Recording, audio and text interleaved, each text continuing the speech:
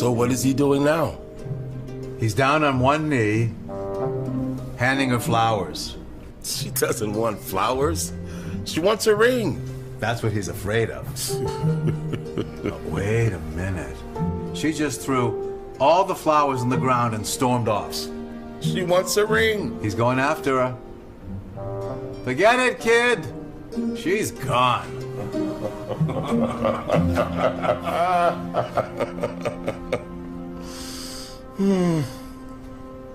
Hey, you know,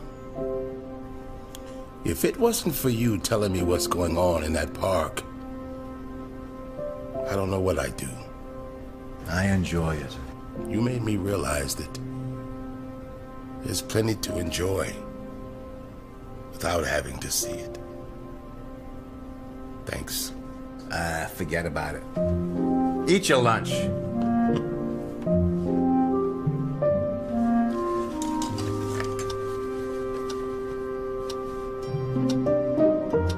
Guess who's sitting on the bench, holding the flowers?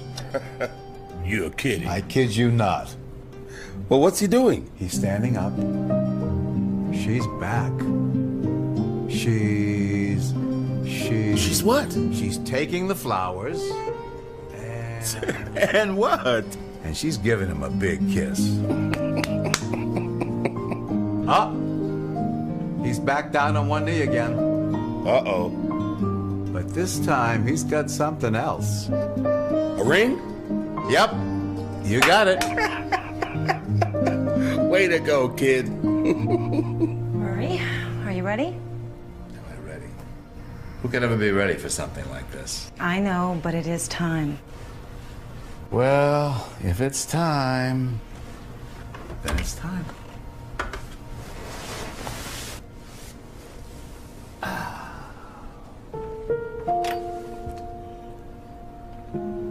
Good luck, my friend.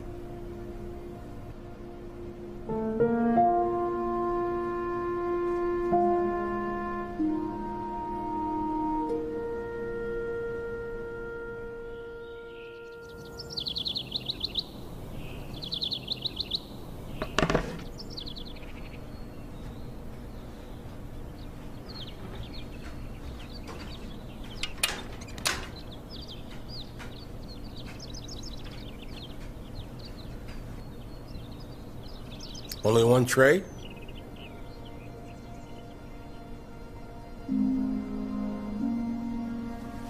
He didn't make it.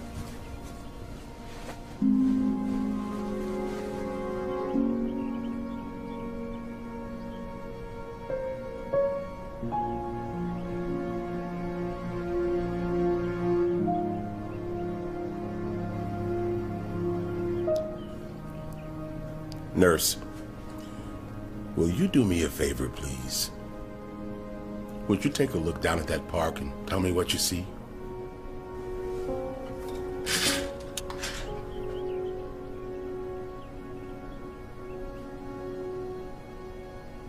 Mr. Johnson, there's nothing outside this window but a brick wall. Diferença que alguém pode fazer na vida de uma outra pessoa quando você se dispõe a amar.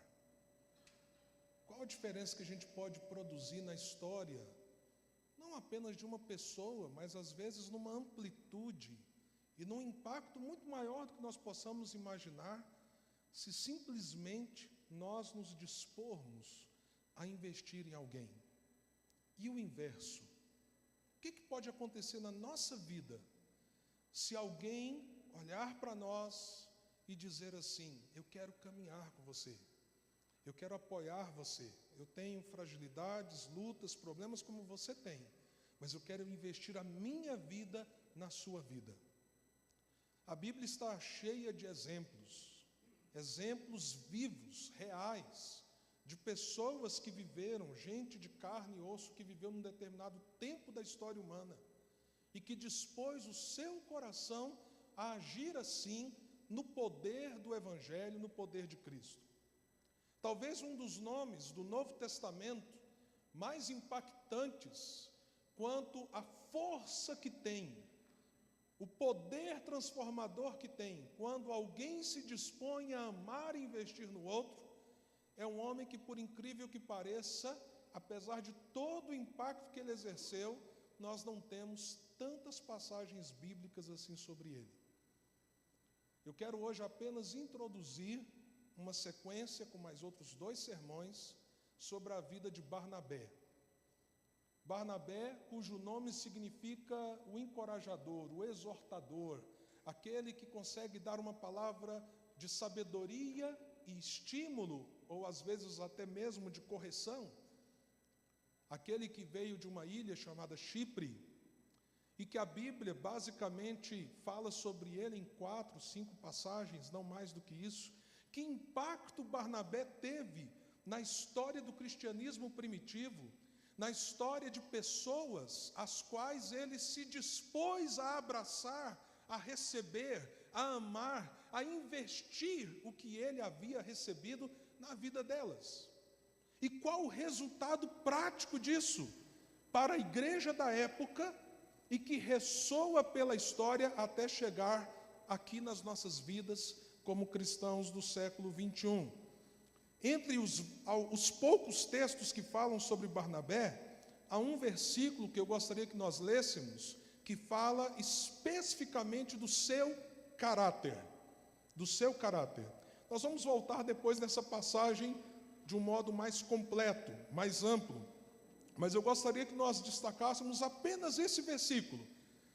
E que ao olhar para ele nós pudéssemos perceber o impacto que a vida de um homem simples e comum, ou de uma mulher, pode produzir na vida de outros, à medida que ele aceita o amor, o investimento, o impacto em sua vida e reproduz isso na vida dos demais que Deus lhe dá oportunidade. Atos 11, verso 24. Nós vamos ler apenas esse versículo hoje, mas na semana que vem nós vamos aprofundar em outros textos da palavra de Deus sobre a vida desse homem. Atos 11, 24. Nós temos o texto no telão? Temos, né? Então eu vou pedir para todos lerem juntos, bem alto. Vamos lá? Eu não vou ajudar vocês não, quero ouvir a voz de vocês. Vamos lá, 1, 2, 3 e...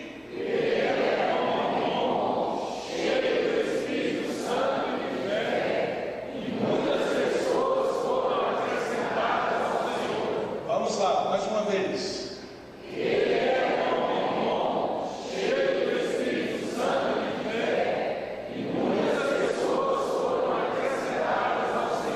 Amém, glória a Deus. É interessante que há uma série de coisas que nós não sabemos sobre Barnabé. Nós não sabemos, por exemplo, quando Barnabé se converteu. A Bíblia não nos diz em que realidade, em que experiência Barnabé pôde ter um encontro com Jesus. A Bíblia também não nos diz como ele aparece já no livro de Atos como sendo alguém tão maduro, tão equilibrado, tão ponderado. Se você quer um exemplo de um cristão maduro, bem equipado, você acha esse exemplo na pessoa de Barnabé. Quem investiu na vida de Barnabé? Quem o acompanhou? Quem o discipulou? Quem caminhou com ele para que ele fosse esse homem agora maduro e capaz de reproduzir o que recebeu na vida de outros? Nós não temos uma palavra objetiva. Vários historiadores consideram a possibilidade de Barnabé ser daquele círculo um pouco mais amplo dos discípulos de Jesus. Vamos lembrar que Jesus tinha um grupo de 4 discípulos, às vezes 3, que ele andava muito perto. Ele tinha os 12, mas havia um grupo um pouco mais amplo dos 70, que muitas vezes Jesus também estava com eles. Será que Barnabé fazia parte desse grupo dos 70? Não sabemos. Mas o que sabemos é que Barnabé conseguia reproduzir o que ele recebeu. E como ele cresceu em sua fé, no conhecimento de Jesus, na sua experiência cristã, de um modo muito simples, Barnabé começa a ter um impacto que vai muito além do que às vezes a gente percebe em toda a história da igreja primitiva e do Novo Testamento. Algumas coisas também que nós não sabemos sobre Barnabé. Será que ele era um grande pregador? Será que ele era um homem eloquente? Aparentemente não. Tanto é que quando, um pouco mais à frente, ele começa suas viagens missionárias com o apóstolo Paulo, a coisa se inverte. Paulo começa a se destacar como líder, né? A narração vai vindo, Barnabé e Paulo, Barnabé e Paulo. De repente a gente tem uma inversão, Paulo e Barnabé, Paulo e Barnabé, Paulo e Barnabé. Ou seja, não há nada que indique que o carisma fosse o ponto alto do ministério desse homem. Sua eloquência, sua capacidade argumentativa. Também não podemos dizer que ele não tivesse essas qualidades. Agora, o que nós sabemos sobre ele?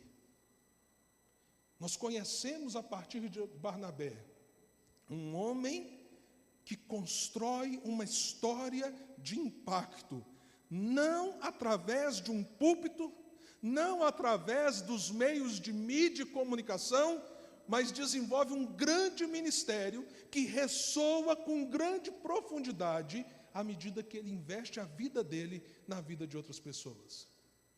Nós vamos ter oportunidade nas próximas 2 semanas de aprofundar um pouco nessas histórias. Mas, por exemplo, um exemplo de como Barnabé fazia isso que eu acabei de falar. Quando Saulo se converteu, ainda chamado de Saulo na Bíblia, nós sabemos que ele vinha de uma história pregressa não muito boa. A Bíblia diz que ele assolava a igreja. Imagine, veja a força do verbo. Ele assolava a igreja com a perseguição. De repente, Saulo tem um encontro com Jesus, se converte, é retirado de Damasco para não ser morto, chega em Jerusalém diante dos líderes da igreja, aquele mesmo homem que havia perseguido tantos cristãos, e há uma desconfiança profunda de que Paulo, ou Saulo na época, estava usando aquela velha tática do cavalo de Troia. Vocês lembram dessa história? Não é? Se fazendo de alguém que estava do lado dos cristãos para pegar os líderes principais. A pergunta é, havia algum risco disso ser verdade? Tinha certa razão a desconfiança dos líderes cristãos da época? Eu entendo que sim. Mas Barnabé, por incrível que pareça, não os apóstolos, Barnabé foi o homem que conseguiu fazer uma leitura mais apropriada do coração de Saulo e trazê-lo para junto de si e dar uma palavra ao conselho dos apóstolos que pudesse abrir o caminho para que Saulo pudesse ser aceito. O próprio texto que nós lemos, 14 anos depois, Saulo está lá em Tarso. Barnabé vai, não agora apenas tendo investido no passado, mas ele vai atrás do futuro apóstolo para dizer assim: eu vou caminhar com você, você vai desenvolver o ministério comigo, você vai estar do meu lado, eu quero que você pastoreie pessoas comigo. E ele vai atrás de Saulo para ser com ele pastor na igreja de Antioquia, que está no contexto do versículo que lemos, uma igreja que acabava de ter nascido. Barnabé tinha coragem até de ter conflitos com as pessoas que ele amava, por causa daqueles que ele entendia que deveria investir a sua vida. Certa ocasião, algum tempo depois da primeira viagem missionária, quando João Marcos, lembra de João Marcos? Quando João Marcos, então, na primeira viagem, abandona a viagem no meio do caminho, quando chega o momento da segunda viagem, João Marcos diz assim: eu quero ir com vocês, com você, Barnabé, e com Paulo. Eu acho que Paulo era um cara meio enjoado, zeloso, aquele tipo de gente que a gente precisa junto, cuidadoso. As pessoas zelosas só têm um problema: às vezes elas colocam o zelo acima do amor. Por isso que a Bíblia diz assim: crescendo na verdade em amor, não é? Ou vivendo a verdade em amor, cresçamos em tudo naquele que é o cabeça, Cristo. Sempre tem que haver um equilíbrio entre a busca pela verdade, pelo valor, pelo princípio, com a atitude de amor cristão. Se a gente fica só com a verdade e deixa o amor, nós viramos fariseus. Se nós tomamos a verdade, colocamos de lado e fazemos qualquer coisa em nome do amor, nós nos tornamos liberais, à luz dos princípios da palavra de Deus. Então tem que haver um equilíbrio. Agora, chega naquele momento, João Marcos havia, me desculpe o termo, picado fumo, como diz o goiano, na primeira viagem, agora ele quer ir na segunda. O que diz Paulo? Vai não. Vai não. A visão do zelo.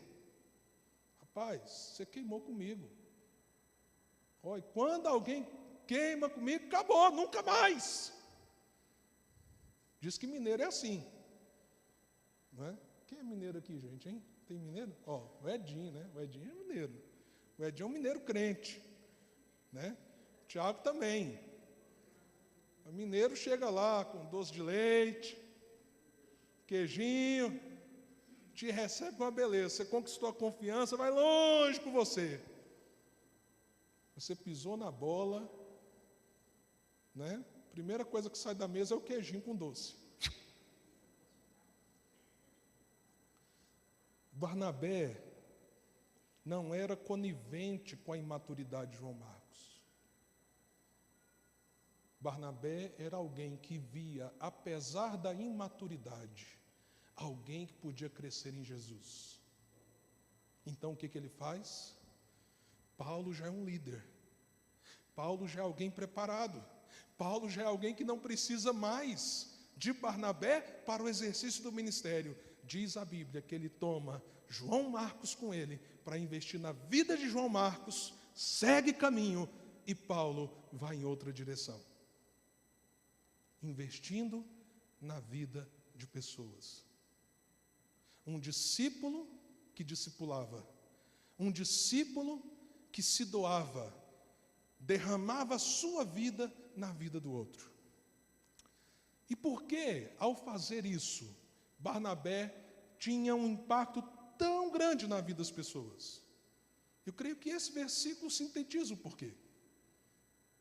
Temos que entender que Barnabé não era um homem sem pecados, era um pecador como nós, mas um homem que amava Jesus, um verdadeiro seguidor de Jesus, cuja maturidade se evidenciava. Há um texto em Gálatas, que nós vamos também ver nas próximas semanas, que Paulo diz assim, que Pedro, num determinado lugar, diríamos assim, fez coro com um grupo, que ele chamava o grupo da circuncisão, a gente vai entender melhor nas próximas semanas, e que Pedro, então, agiu com discriminação.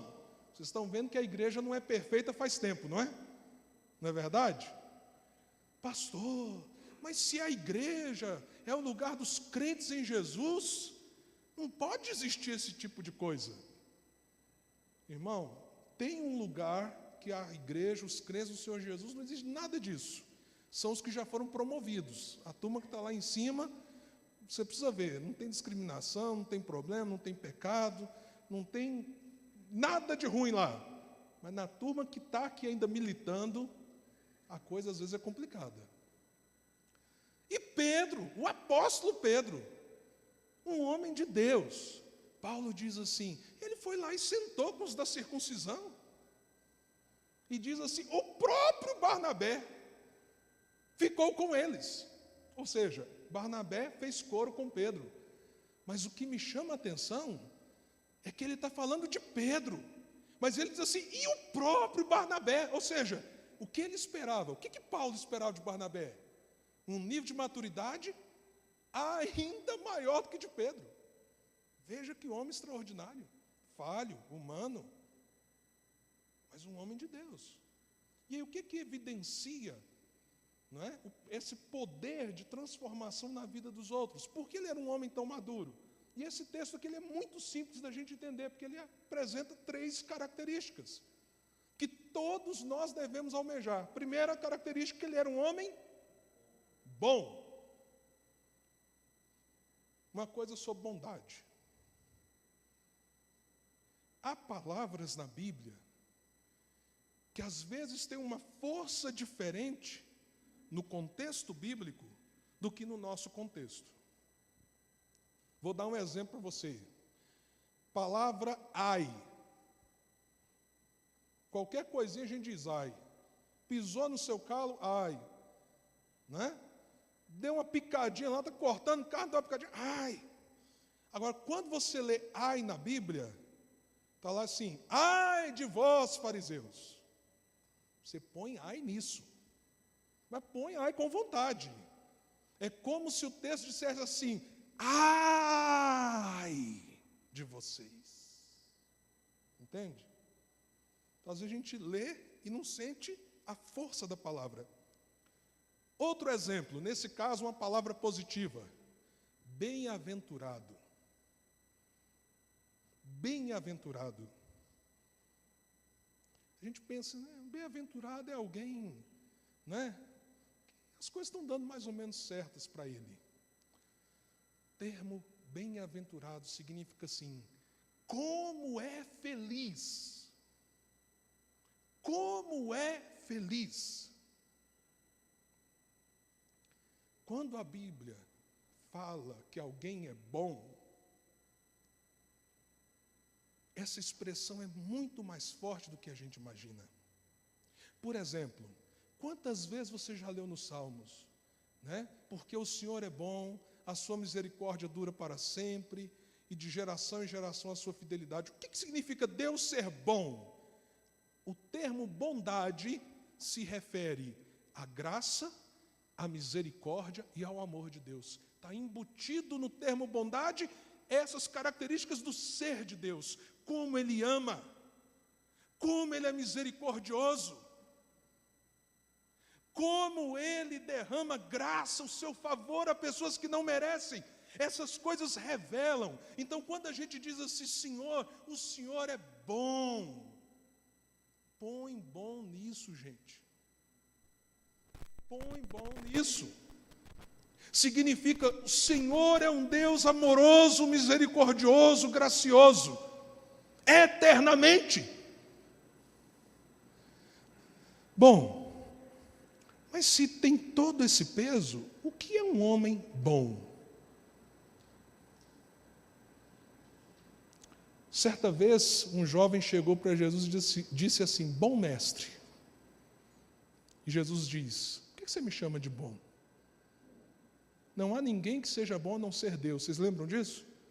Tempo atrás eu preguei sobre isso dizendo, Jesus está confrontando a autoimagem daquele jovem, dizendo, porque logo depois ele diz, eu cumpro todos os mandamentos, eu faço tudo que o Senhor manda, e Jesus está dizendo, não existe ninguém bom a não ser Deus. Aí você diz, mas então Jesus não é bom? Não, ele está ali confrontando a natureza humana, porque Jesus é Deus, então ele como Deus é bom, e foi o único homem bom verdadeiramente, fora ele quem foi? Agora a Bíblia que chega e diz que Barnabé era bom. O que isso significa? O homem bom, como Barnabé é chamado, a pessoa boa, como Barnabé é chamado, seja ele homem ou mulher, nada mais é do que aquela pessoa que reflete o caráter bom de Deus. É aquele que a vida aponta para a bondade de Deus. É aquele que espelha a bondade de Deus. A Bíblia diz que nós somos a luz do mundo. Mas veja, quando a Bíblia diz que nós somos a luz do mundo, a Bíblia também diz que Jesus é a luz do mundo. Então nós somos a luz como? Nós somos a luz não porque nós tenhamos uma luz própria, porque eu ou você brilhemos a glória de Deus. Nós somos a luz como um reflexo da verdadeira luz que é Jesus. Da mesma forma, você pode ser chamado de bom, se na sua vida o caráter de Deus, o caráter de Cristo se reflete. Então não é a bondade que está em você mesmo,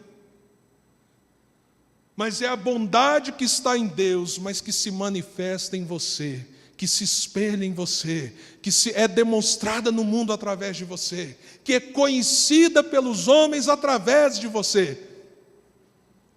Eu creio que alguns aqui já tiveram a seguinte experiência. Você, num período da sua vida com Cristo, seu coração quebrantado, você numa busca sincera de Deus, e mesmo sem conviver com determinada pessoa, não era seu melhor amigo, sua melhor amiga, essa pessoa às vezes chegou em você e falou assim: você tem uma coisa diferente. O que tem diferente em você? Alguém já viveu essa experiência? O que está acontecendo? A glória de Deus, a bondade de Deus está refletindo em você. E apesar de você ser mau, como eu também sou, as pessoas olham e veem a natureza bondosa de Deus através da sua vida. E tem uma coisa interessante na vida dos discípulos de Jesus que vivem assim. Eles atraem e repelem. É interessante. Quando você expressa a bondade de Deus, tem gente que quer estar junto de você. Tem gente que tem desejo de estar junto de você. Sabe por que ele quer estar junto de você? Porque faz bem para essa pessoa. Ela é encorajada só com a sua presença. E eu não estou falando aqui de carisma, de comunicação, de poder de persuasão, não. Eu estou falando de uma presença benigna. Porque o amor de Cristo está em você. A bondade de Deus se reflete em você. Mas ao mesmo tempo, Jesus disse assim: o mundo me odeia. E eu acho que para um cristão genuíno, viver anos e anos sem nenhum tipo de raiva e ódio aparentemente gratuito, aí que você devia se preocupar. Você devia se preocupar. Porque quando você manifesta a bondade de Deus através da sua vida e alguém diz: como fulano é bom, com certeza há pessoas mal resolvidas, pessoas frustradas, pessoas que te odiarão por causa da sua natureza carnal caída, e pessoas que o diabo usará por causa dessa mesma natureza contra você. E diferente de qualquer outra pessoa no mundo, porque você é bom, porque você, minha irmã, é uma pessoa boa, enquanto outros isolariam, ignorariam, ou até fariam alguma coisa contra essa raiva, por causa de Jesus, você ama essa pessoa e ora por ela. De onde vem essa capacidade? Pessoal, deixa eu dizer uma coisa. Dificuldade na vida cristã não está em determinadas coisas legalistas que o pessoal anda dizendo por aí, não.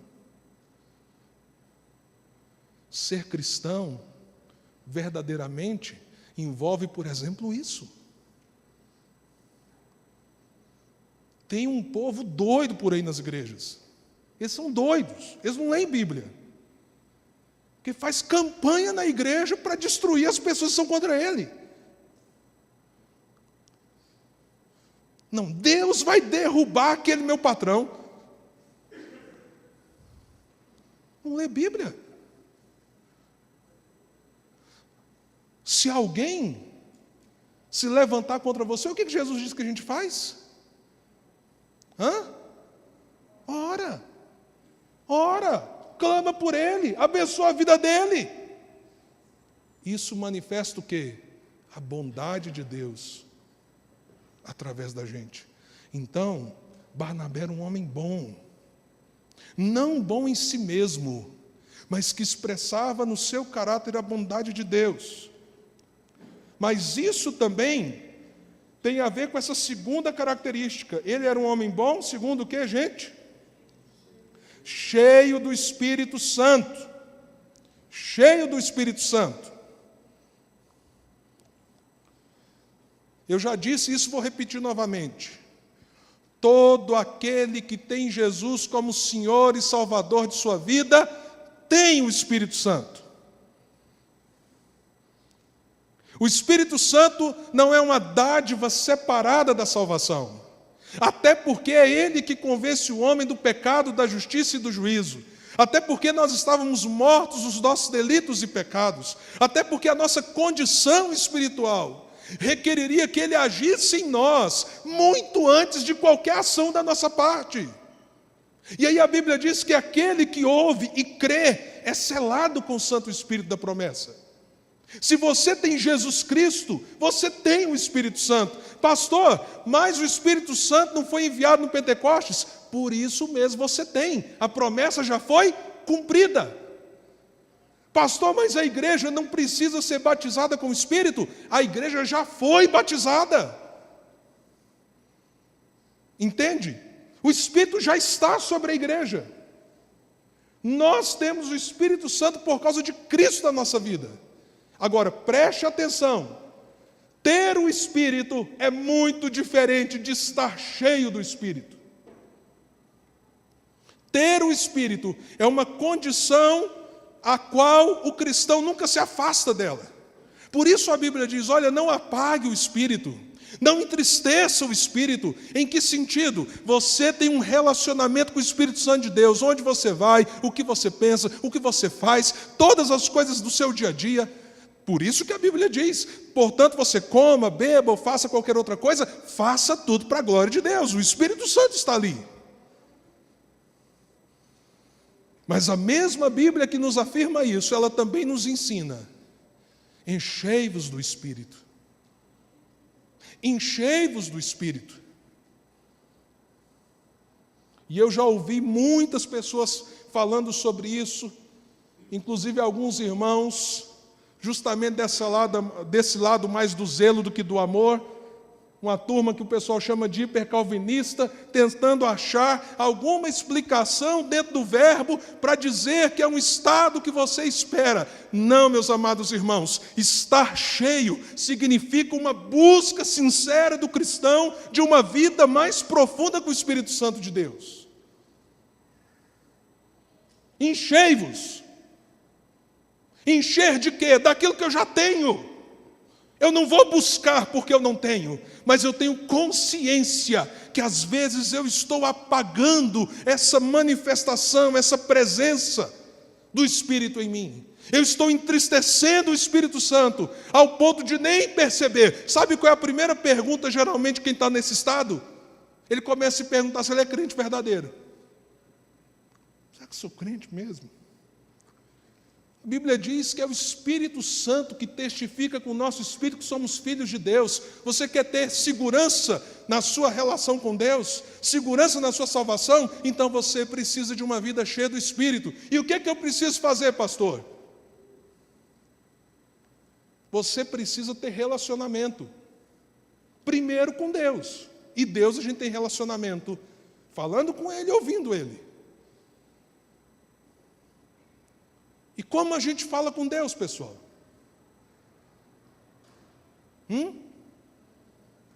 Oração. Como a gente ouve Deus falando com a gente?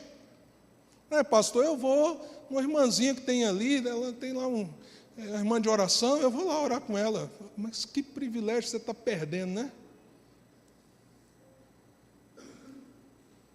Teve uma irmãzinha de oração que uma vez eu não fui nela, ela veio atrás de mim, falou para mim assim, eu já dei esse testemunho aqui na igreja, falou assim, dentro de 2 semanas vai morrer. Eu falei, você é mesmo? Dentro de 2 semanas você vai morrer. Assim diz o Senhor, dentro de 2 semanas você vai morrer. Aí depois ela virou para mim e falou assim, o que você vai fazer? Eu falei, não é nada, eu vou morrer. Mas se assim diz o Senhor,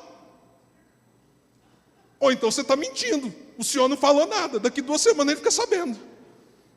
Como isso já tem muitos anos, vocês estão vendo que ela pisou na bola. Assim diz a irmãzinha. O Senhor não disse nada disso. Gente, até deixa eu falar uma coisa aqui importante. Eu creio que Deus pode falar algumas coisas conosco em situações excepcionais, de modos excepcionais. Eu creio que Deus pode nos visitar de um modo incomum, extraordinário, em determinados momentos da nossa vida. Mas se isso acontecer, é Ele que faz. Se isso acontecer, Ele tem um propósito pelo qual Ele está fazendo isso. Se isso acontecer, isso será, primeiro, coerente com a palavra dEle. Nunca será incoerente com a palavra dEle. Há pouco tempo ouvi alguém dizendo, vamos lá em tal lugar, que tem um irmão, doutor não sei das quantas, vai falar das novas revelações que ele teve na Ilha de Páscoa. Eu falei assim, não vou ouvir falso profeta. Que isso, meu irmão, você está julgando ele? Não, lê os últimos versículos de Apocalipse. Deus falou aqui em Apocalipse, lê a palavra. Ai daquele que acrescentar um tio ao livro, a este livro. Aí chega alguém e diz, eu tenho um monte de profecia nova, apocalíptica. Nunca Deus vai falar algo que é incoerente com a sua própria palavra, irmãos. Ele é fiel à sua palavra. O que não significa que você não possa ter algumas experiências tremendas com Ele. Então ouça a palavra primeiro. E não só em primeiro, julgue pela palavra. É do Espírito Santo de Deus ou não é? Pastor, mas teve uma cura fabulosa. Irmãos, o João de Deus, espírita, cura, tem 30 anos em Abadia de Goiás. Abadia não, como é que é o nome? Abadiânia. Você vai lá crer nele por causa disso?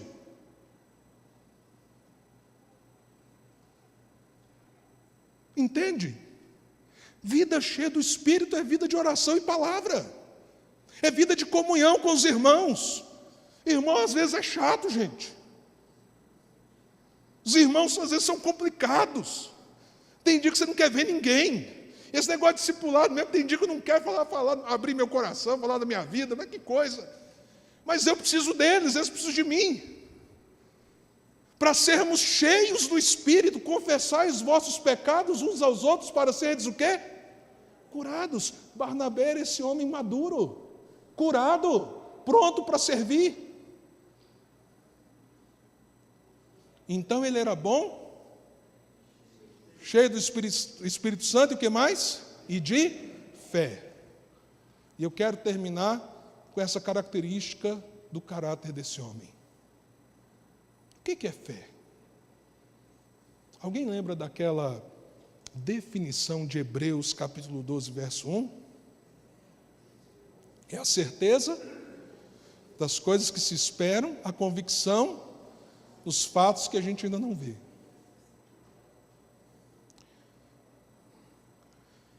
A gente precisa da fé para a salvação, e a Bíblia diz que Deus nos dá a fé, e nós somos salvos pela graça mediante a fé, e nós precisamos da fé para viver. Quando recebemos a fé para a salvação, nós recebemos a convicção de algo que esperamos. Que o Senhor Jesus perdoe os nossos pecados, que o Senhor Jesus nos redima de todas as nossas falhas, que o Senhor Jesus nos dê a vida eterna, que o Senhor Jesus volte e nos leve para junto dEle. É a convicção de fatos que não vemos. São fatos, por exemplo, como o fato de que Jesus andou nesse mundo, que Ele de fato morreu no madeiro e que o túmulo onde Ele foi colocado continua e continuará vazio. E que Ele subiu aos céus. E o que é ser um homem, uma mulher de fé, além da fé para a salvação? É crer que esse Deus que nos salvou, tudo que Ele diz é certo. Mesmo quando a circunstância parece dizer que não. Ah, meus amados irmãos, e nós temos situações assim, se não todos os dias, no mínimo todas as semanas.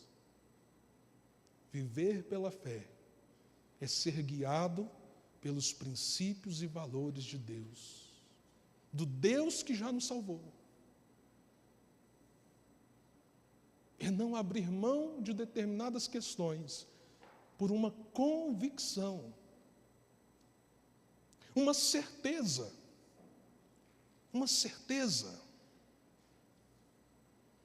eu não posso, ou eu preciso. Não é só para nós deixarmos de fazer coisas, mas também em torno daquilo que devemos fazer. Entende? Um cristão é alguém que às vezes diz um não que ninguém entende. Mas peraí, você não está entendendo, a situação é essa, mas eu não posso. Mas às vezes o cristão é o que diz sim para aquilo que todo mundo está dizendo não. Mas como assim? Como você vai fazer isso? É isso que eu devo fazer. Por amor a Jesus. Por amor a Jesus. Mas por que você está fazendo? Porque eu tenho convicção do que Ele espera de mim. Assim era Barnabé. Um homem que agia a partir de princípios plantados no seu coração e que se manifestavam na sua fé cotidiana, nas escolhas que ele fazia. E nós vamos observar isso com mais profundidade a partir da semana que vem. Algumas escolhas difíceis, mas que ele sabia, pela fé, eu preciso fazer isso. Pela fé, é essa postura que Deus espera de mim. Ou pela fé, é isso que eu preciso abandonar. Não pense você que um cristão não renuncie coisas que ele goste. Na verdade, será muito comum Deus chegar para você e dizer assim: você tira isso da sua vida por amor a mim? Por causa desse valor que talvez você mesmo não entenda, mas que eu, como Deus, exijo de você. Mas também, só em Deus você vai achar coisas que ninguém pode te dar. Agora, esse homem bom, a bondade de Deus estava ali nele, cheio do Espírito, buscava uma vida de comunhão com Deus, que vivia a partir da fé que o salvou. Esse homem tinha uma disposição no coração dele. Paulo, vem cá. Eu vou andar com você. João Marcos, vem aqui. Quem mais? Eu não sei. A Bíblia não diz. Mas uma coisa eu sei. Se você juntar o Evangelho de Marcos e as cartas de Paulo, você tem mais da metade do Novo Testamento. E por trás dessa metade do Novo Testamento, tem um homem bom, cheio do Espírito Santo e de fé, que investiu na vida daqueles dois homens. Você já parou para pensar nisso? Nós precisamos tomar uma decisão quanto à nossa vida. E a decisão que eu acho que nós precisamos tomar é que na nossa busca de crescer em Jesus, nós precisamos de um Barnabé e nós precisamos ser um Barnabé para alguém. Nós precisamos de alguém que invista em nós e nós precisamos investir em alguém. Talvez você olhe para você e se veja tão longe dessa maturidade Barnabé, como eu me vejo. Mas nós podemos prosseguir, mas não podemos prosseguir sozinhos. Nós precisamos de um Barnabé e precisamos ser um Barnabé para alguém.